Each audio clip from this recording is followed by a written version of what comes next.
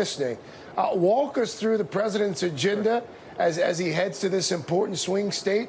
And for the love of God, man, how hot is it there? The high is going to be 109 degrees today, Craig. But, you know, on a very serious note, what Dr. Fauci is confronting here is a president of the United States who is flying into Arizona, into the heart of Phoenix, after 2 weeks in which the cases here in the state of Arizona have doubled. If the president was looking for a COVID hotspot to come to, he picked it. It's Phoenix, Arizona. And right now, we are still 7 hours away from the president addressing a crowd of what is expected to be several thousand clustered inside of a church. And I'm just going to let Alan Rice, our photographer, show you what the scene is here.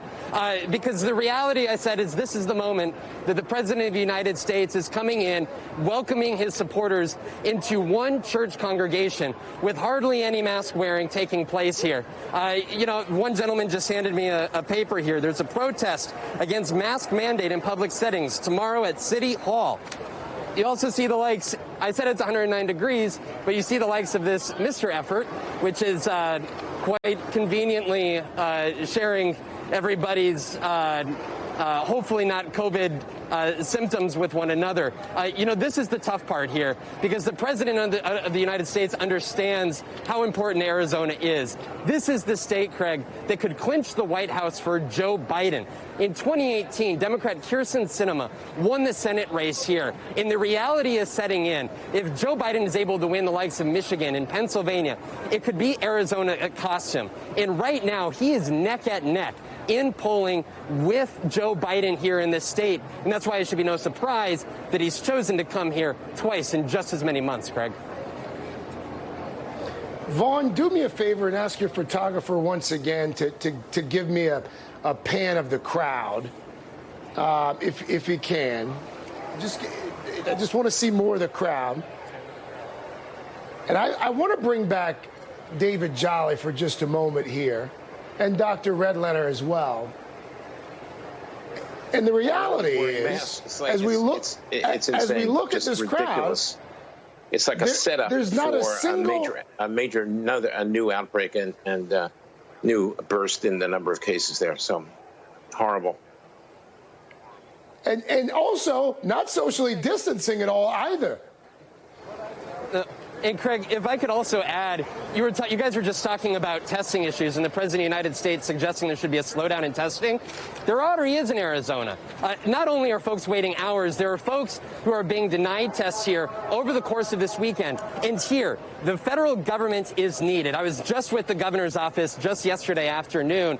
In the major Sonora LabQuest laboratories, they have processed about 80% of COVID tests here in the state. Right now, they are at capacity. They are backlogged. They do not have the necessary machinery to process the tests, and that they said that they are in need of federal partners and FEMA help in order to bring those tests. So while we're talking about a slowdown in testing, the president of the United States is already coming to a place where folks that are asymptomatic cannot get tests. And if you do, I was just on one on Saturday attempting to get a test myself.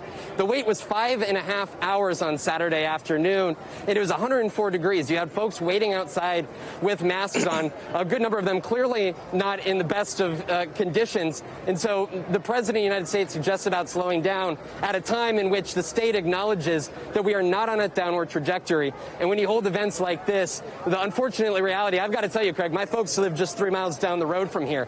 A family friend's restaurant, Aiello's Italian, they've already shut down out of concern about folks coming to the restaurant. This is the issue here, is right now, is that in the heart of Phoenix, you have the president coming in here at a time when there is not testing capacity, and folks, frankly, folks, frankly, are not adhering to a policy in which the city of Phoenix put a mask requirement in just this weekend here. Hey, Greg, Vaughn, I don't want to put you in a bad spot here. But what are they saying about precisely why they're not wearing a mask?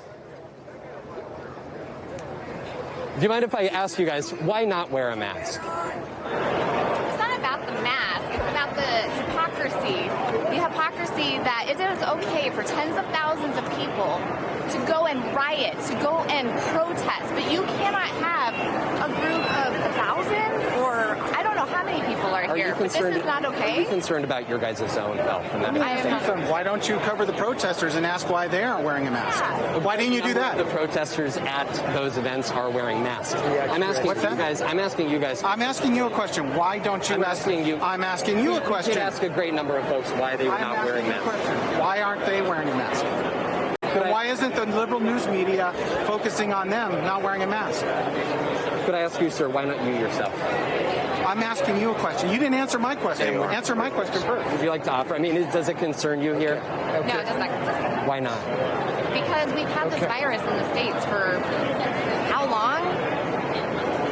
Do you think that you really haven't come across somebody who hasn't had it in Fry's? One question. Did you hear about the ionization system that the church implemented in here? No, I don't. Alrighty. You talking about for that COVID 1984 bullshit? Alrighty. Hey, Craig, we'll toss it back to you here for now. We'll be here for the next several hours. Thank you. We'll come back and check in with you in just a bit. I appreciate your effort there, sir.